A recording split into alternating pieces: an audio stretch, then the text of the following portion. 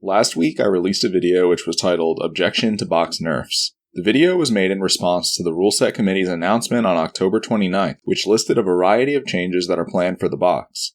The Rule Set Committee issued a 4-page statement in response to my video on November 14th, which I'll be covering in today's video. I'll also be recapping some of the main arguments that were made in my video from last week. The first aspect of the committee's statement that I'd like to bring attention to is the part which mentions the categories of gameplay changes that I listed in my previous video. The statement suggests that this categorization isn't necessary, which I believe couldn't be further from the truth. To recap the categories I went over, these were gameplay mechanics, timing lockouts, and quality of life intrusions. Today I'll only be focusing on the first and third categories, as they're the most important ones. Last week I explained that the gameplay mechanics category is in reference to in-game mechanics which can either be nerfed on the box itself or buffed on the GameCube controller through a software-modded game version. UCF.84 addresses some but not all of these mechanics. Furthermore, I consider its shield drop and 1.0 cardinal fixes to be partial due to the ranges that are used. From there, the quality of life intrusions category is in reference to changes which negatively affect the overall performance of the controller. The official box firmware doesn't have any QOL intrusions, whereas the committee's firmware has 3 of them. These are neutral SOCD, coordinate fuzzing, and the travel time algorithm. The easiest way to summarize this discussion is that there are 2 committees with 2 different philosophies. The Rule Set Committee is proposing for the gameplay mechanics category to be partially fulfilled before moving on to quality of life intrusions. What Altimore and I are arguing is that this is a mistake, as the gameplay mechanics category has to be completed first. This is because equalizing gameplay mechanics has always been the healthiest and best way to achieve balance, whereas quality of life intrusions ought to be viewed as a last resort. By proposing several QOL intrusions, the Rule Set Committee has disregarded the well-being of the box community and left many of its players distraught. To further emphasize the importance of these categories, I'll show some of the changes the box was given over the years. Over the course of the past few years, the box received updates such as version 3, version 3.1, version 4, and version 4.1. The common denominator among these versions is that the changes always fell under the gameplay mechanics category.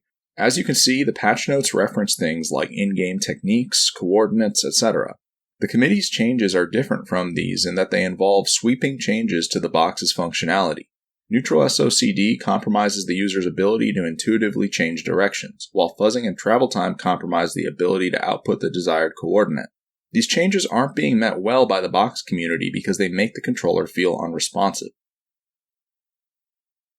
To put in perspective why the box community isn't fond of these changes, I'll use the example of fob motherboards.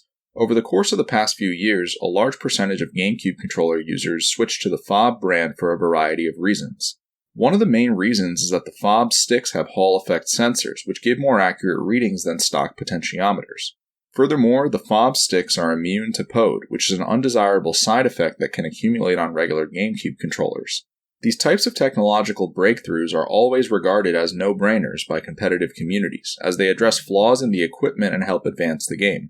The prime example of this happening in a real sport was when tennis moved on from wooden rackets to metal rackets. This improved everyone's speed and precision, which increased the level of play. Unlike the well-received changes that I just listed, the committee's changes regress the game. The next aspect of the committee's statement that I'd like to bring attention to is their overall philosophy. It's clear that the committee is of the belief that the box shouldn't be held to the same standard as the GameCube controller within this discussion. This is evident based on paragraphs such as, rectangles are not legal by default, they're legal because we make them legal. There's absolutely no reason why a rectangle should always be able to hit a 1.0 forward input the frame after dropping from ledge, and starting a justification by saying neutral SOCD conflicts with the ability to do this is entirely backwards. This paragraph can almost be considered the crux of the committee's problem, as it shows that they aren't envisioning an outcome in which the GameCube controller and box coexist in the healthiest manner possible. The committee is presupposing that things should revolve around the GameCube controller, when that isn't necessarily true. The goal should be to bring both controllers in line with each other in a manner that doesn't compromise the user experience. This means that when faced with the current predicament of compromising the box experience or buffing the GameCube controller in a manner which improves the experience, the latter is the better direction to take. The committee is dismissing this possibility on no basis other than the belief that GameCube controller alterations are impure. This is hypocritical because the committee already endorses GameCube controller alterations in the form of Universal Controller Fix. Furthermore, the committee's viewpoint is short-sighted because it threatens to alienate a good amount of the player base. One aspect of the box archetype which can't be denied is that it increases the number of Melee players by a significant margin. The committee needs to be considerate of Melee's long-term success as an industry, and accommodating the box is the only way to do that. Another example of where the committee disregards the box's specifications entirely is in their suggestion that L and R shouldn't be allowed to act as non-dedicated modifiers. The committee provides no justification for this other than the GameCube controller's inability to do the same. As I explained last week, the box's angle is nerfed when L or R is held, whereas the committee's firmware stays at 24.8 degrees throughout. The box does this to simulate the fact that you have more time to angle an up B than an air dodge, and so the air dodge angle ought to be worse. The box's angle distribution is much healthier than the committee's distribution because of the L and R system. The committee's distribution has an underpowered up B angle and an overpowered air dodge angle in comparison. However, the committee argues that things have to be this way because the GameCube controller's coordinates don't shift when L or R is held. This is a huge mistake on the committee's end, and yet another example of how GameCube controller purism can be harmful. The L and R modifier system may be box-specific, but it brings the box's angling capabilities in line with the GameCube controllers at no expense. There's no reason to deprive the box of an essential feature such as this one. The fact that the committee has no regard for the box's well-being at all can be seen in the next part of their statement. The statement reads, "Modifier X and Y have absolutely no need to be symmetrical." This is in reference to the fact that the outermost angles don't mirror each other on the committee's firmware. This is an example of a design decision which shouldn't make it past the quality assurance phase on this type of a product. Mirroring the angles is necessary for the sake of intuitiveness. The fact that the committee doesn't believe this shows that they're willing to settle for a much lower level of performance, and that they don't understand the importance of maximizing quality of life. For these types of reasons, a wide portion of the box community agrees that the committee's patch is an unacceptable detriment to the box experience. I'm personally of the opinion that the patch is game-ruining and has to be vetoed. Lastly, I have to address the part of the committee's statement which mentions that I've been advocating for a different approach for over 6 years. This is a true statement. Ever since 2017, I've expressed disagreement with the UCF approach, and have maintained the belief that UCF needs to expand its rationale. This can be seen in a log from July 1st, 2017, in which I explained to the New York community that I had begun to nerf the box, and that I was in favor of a software mod which addressed 1.0 Cardinal. 1.0 Cardinal wasn't well known about back then, and so this shows that I was adamant about pushing the boundaries. Later that month, I gave Dan Salvato similar advice when I told him that 1.0 Cardinal and Dash Out of Crouch should be included on UCF. UCF ultimately chose not to take this advice. Instead, they debuted with fixes for only dash back and shield drop, as these were the two most mainstream mechanics. I then wrote in the box manifesto that the UCF team had made a huge mistake by failing to educate the public on less well-known mechanics. I predicted that this would create a long-term problem with box legality, as there would inevitably come a day when the public demanded for the box to be more balanced relative to the GameCube controller. At that point, the public would fail to identify that UCF is the source of the problem, because UCF wasn't branded as a game modernization patch when it should have been. This is exactly the problem that's being seen in present day. The committee's statement criticizes me for not being a team player in this situation, which I believe is unwarranted.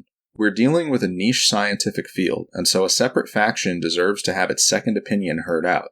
The fact that Altmore and I are a team of 2 people does not detract from our credentials, and the committee should refrain from making statements which suggest that there's an obligation to comply with their approach.